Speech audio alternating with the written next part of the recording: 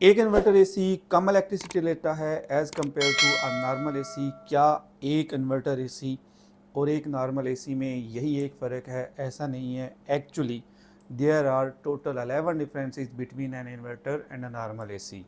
क्या हर जगह पे इन्वर्टर एसी ही यूज़ करना चाहिए? ऐसा भी नहीं है। हम आपको बताएंगे कि कहाँ पे आपने इन्वर्टर एसी यूज़ करना है, कहाँ पे आपने नॉर्मल एसी यूज़ करना है। हम आपको बताएंगे कि वो कौन से 11 फ़र्क है जो एक इन्वर्टर एसी और एक नॉन इन्वर्टर एसी को आपस में डिफरेंशिएट करते हैं। So don't go anywhere, stay tuned, stay with us. Hello everyone, welcome to the knowledge kingdom. This is engineer Mohammed Zahid. आज का टॉपिक बहुत इंटरेस्टिंग टॉपिक। एक सादा एसी और एक इन्वर्टर एसी में क्या फ़र्क होता है? एक फ़र्क नहीं है। Actually there are 11 differences between an inverter AC and a simple AC. हम वन बाय वन डिस्कस करते हैं। हम स्टार्ट करते हैं स्पीड से। एक जो नॉर्मल एसी होता है उसके कंप्रेसर की स्पीड फिक्स होती है, जबकि एक जो इन्वर्टर एसी होता है उसके कंप्रेसर की स्पीड वेरिएबल होती है। अब होता क्या है in case of a normal AC? For example, आपने अपने रूम का टेम्परेचर सेट किया 25 डिग्री सेंटीग्रेड। जो ही आपके एसी ने आपके रूम का टेम्परेचर मीट कर लिया, उसका कंप्रेसर बंद हो जाता है। बट कुछ देर के बाद जो ही टेम्परेचर वो 25 से 27 तक पहुंचता है, उसका कंप्रेसर दोबारा चलता है। तो इन case of a normal AC ये कंप्रेसर ऐसे ऑन ऑफ होता रहता है, बट एक फिक्स स्पीड पे चलता है। In case of an inverter AC, आपने 25 डिग्री सेंटीग्रेड सेट किया।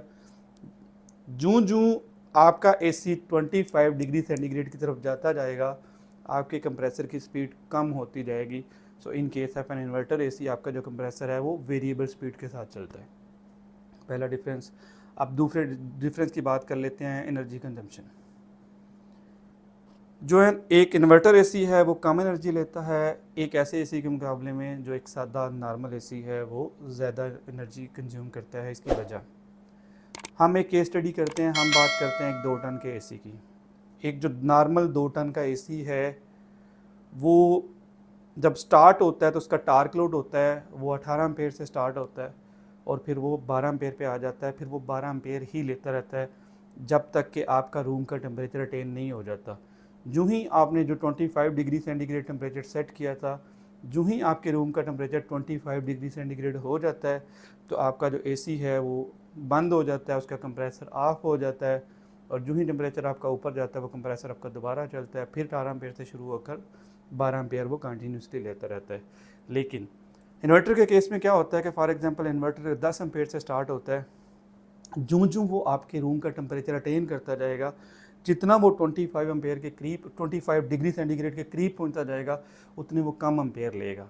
वो 10 एम्पेयर से स्टार्ट हुआ हुआ कंप्रेसर एंड पे 3-3.5 एम्पेयर ले रहा होता है। सो इस केस में जो कंजम्पशन है इन्वर्टर एसी की इलेक्ट्रिसिटी की वो कम होती है और जो नॉर्मल एसी है उसकी ज़्यादा होती है। दूसरा डिफरेंस था। तीसरा डिफरेंस है नॉइज़। ज़ाहिरी सी बात है, एक ऐसा एसी जिसका कंप्रेसर कभी ऑन हो रहा है कभी ऑफ हो रहा है, जिसका इंडोर का फ़ैन कभी तेज़ चल रहा है कभी स्लो चल रहा है, उसकी नॉइज़ ज़्यादा होगी एक ऐसे एसी के मुकाबले में जिसका कंप्रेसर वेरिएबल स्पीड के साथ चलता है और वो जो टेम्परेचर अटेन होता जाता है वो स्लो होता जाता है। तो इन्वर्टर के केस में नॉइज़ आपकी कम होती है और नॉर्मल एसी के केस में नॉइज़ आपकी ज़्यादा होती है। अब हम बात कर लेते हैं कंप्रेसर ऑटो शटडाउन की। तो जो आपका नॉर्मल एसी है, जब वो टेम्परेचर अटेन करता है कंप्रेसर बंद हो जाता है, टेम्परेचर ऊपर जाता है, फिर उसका कंप्रेसर चलता है तो कंप्रेसर आपका ऑन ऑफ होता रहता है, ऑटो ऑन ऑफ होता रहता है। In case of inverter AC, आपका कंप्रेसर स्लो होता रहता है। जो वो टेम्परेचर अटेन करता जाता है वो कंप्रेसर स्लो होता जाता है, तो वो ऑटो शट डाउन नहीं होता है। ये डिफरेंस था। इसके बाद हम बात कर लेते हैं जो सबसे मेन डिफरेंस है इलेक्ट्रिसिटी बिल का। एक इन्वर्टर एक सादा एसी के मुकाबले में 30-40% कम इलेक्ट्रिसिटी कंज्यूम करता है, तो इसका जो बिल है वो 30-40% कम होता है। डिफरेंस मैंने आपको ऑलरेडी बता दिया कि क्यों कम होता है। 10 एम्पेयर से स्टार्ट होकर 3-3.5 एम्पेयर तक आ जाएगा एक इन्वर्टर, बट आपका जो सादा एसी अगर 2 टन का है तो वो 12 एम्पेयर पे चलता रहेगा। फिर जब बंद होकर दोबारा स्टार्ट होगा, टार्क लोड लेगा, 18 एम्पेयर लेगा। तो कहाँ 3 एम्पेयर, कहाँ 18 एम्पेयर, कहाँ 12 एम्पेयर। तो ये रफली 30-40% कम बिल आता है जब आप इन्वर्टर यूज़ करें एज़ कम्पेयर टू अ सादा एसी। हम अब बात कर लेते हैं कूलिंग की। तो जो एक सादा एसी है उसकी कूलिंग अनइवन होती है। कैसे अनइवन होती है? आपने 25 डिग्री सेंटीग्रेड टेम्परेचर सेट किया, जो ही वो अटेन हुआ तो आपका कंप्रेसर बंद। फिर टेम्परेचर ऊपर जाता है 2 डिग्री सेंटीग्रेड 27 तक पहुंचता है, फिर कंप्रेसर चलता है। कभी टेम्परेचर ऊपर जा रहा है, कभी नीचे जा रहा है, कभी कंप्रेसर ऑन हो रहा है, कभी ऑफ हो रहा है। तो बड़ी एक अनकंफर्टेबल सी अनइवन सी कूलिंग होती है। But in case of inverter AC, जो ही वो टेम्परेचर अटेन करेगा, कंप्रेसर स्लो हो जाएगा, थोड़ा सा टेम्परेचर ऊपर गया, कंप्रेसर थोड़ा सा तेज़ हो जाएगा, तो वो आपका अच्छी और इवन कूलिंग प्रोड्यूस करेगा। अगली हम बात कर लेते हैं कंफर्ट की। तो ज़ाहिर सी बात है कि ऐसा एसी जिसका कंप्रेसर कभी ऑन हो रहा है, कभी ऑफ हो रहा है, कभी टेम्परेचर अप जा रहा है, कभी डाउन जा रहा है, वो अनकम्फर्टेबल है as compare to inverter AC, जो कि कंटिन्यूसली स्टेबल स्पीड के साथ चल रहा होता है, वेरिएबल स्पीड के साथ चल रहा होता है, इतनी नॉइज़ जनरेट नहीं करता। फिर हम बात कर लेते हैं कंप्रेसर एफिशिएंसी की। ज़ाहिर है एक कंप्रेसर जो रात में कई दफ़ा ऑन हो रहा है, कई दफ़ा ऑफ हो रहा है, उसका वियर एंड टियर भी बढ़ेगा, उसकी एफिशिएंसी कम है। एक नॉर्मल एसी की बात कर रहा हूँ। और जो आपका इन्वर्टर है उसका कंप्रेसर बंद ही नहीं होना, उसने स्लो स्पीड पे चलते रहना, उसकी वियर एंड टियर भी कम होगी, इसलिए उसकी एफिशिएंसी इससे ज़्यादा होती है। फिर हम बात कर लेते हैं ओजन फ्रेंडली की। जो एक नॉर्मल एसी है उसके अंदर जो गैस यूज़ होती है वो होती है R22 गैस। R22 के अंदर HCFC होते हैं। वो क्या होते हैं? हाइड्रोक्लोरोफ्लोरोकार्बन्स। अब अंदर आ गई क्लोरीन। क्लोरीन सबसे मेजर एक फैक्टर है आपकी ओजोन लेयर को डैमेज करने का। तो जो आपका सिंपल एसी है उसमें क्लोरीन होती है, उसकी वजह से आपकी ओजोन लेयर डैमेज हो जाती है, ओजन फ्रेंडली नहीं है। बट जो आपका इन्वर्टर एसी है उसके अंदर जो गैस यूज़ होती है वो होती है R410 या R32। ये होती है HFC, हाइड्रोफ्लोरोकार्बन। इसके अंदर क्लोरीन नहीं होती तो ये ओजन को डैमेज नहीं करती, तो ये ओजन फ्रेंडली है आपका इन्वर्टर एसी दूसरे के मुकाबले में। अब हम बात कर लेते हैं लाइफ स्पैन की। तो ज़ाहिर सी बात है इन्वर्टर के केस में वियर एंड टियर कम होती है तो उसकी लाइफ ज़्यादा होती है, और जो नॉर्मल एसी है उसकी वियर एंड टियर ज़्यादा होती है तो उसकी लाइफ कम होती है। अब हम बात कर लेते हैं सबसे मेन चीज़ की कि आपने ख़रीदने जाना है तो आपको सस्ता कौन सा मिलेगा। ये उल्टा है, जो नॉर्मल एसी है वो सस्ता होता है, जो इन्वर्टर है वो थोड़ा सा महंगा होता है। बट एक जो इन्वर्टर एसी है वो लॉन्ग टर्म इन्वेस्टमेंट है, वो 1 से 1.5 साल में जो डिफरेंस है ये दोनों की प्राइसेस का वो ऑलरेडी ख़त्म हो जाता है। फिर आपको सादा एसी के मुकाबले में इन्वर्टर जो है ना वो 30 to 40% कम एनर्जी ले रहा होता है, 30 to 40% आपके बिल को वो सेव कर रहा होता है। तो ये डिफरेंसेस थे between a simple AC and an inverter AC. हम अब इसको कंक्लूड करते हैं।